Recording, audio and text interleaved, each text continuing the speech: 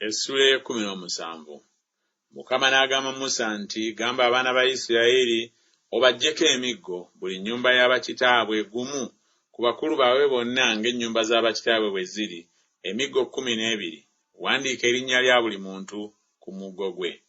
Era onoowandiika erinnya lya Alooni ku muggo gwa Leevi, kubanga buli mutwe gw'ennyumba z'abakitaabwe omuggo gunaaba gumu.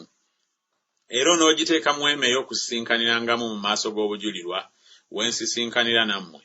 Kale olunaatuuka omuntu gwe nnaalonda omuggo gwe gunaaloka, nange n'amalawo gye ndi okwemulugunya kw'abaana ba Isirayiri kwe babeemulugunyiza. Musa n'agamba abaana ba Isirayiri abakulu baabwe bonna ne bamuwa emiggo buli mukulu gumu ng'ennyumba z'abakitaabwe bwe ziri, gy'emiggo 12. N'omuggo gwa Alooni gwali mu miggo gyabwe. Musa n'atereka emiggo mu maaso ga Mukama mu weema ey'obujulirwa.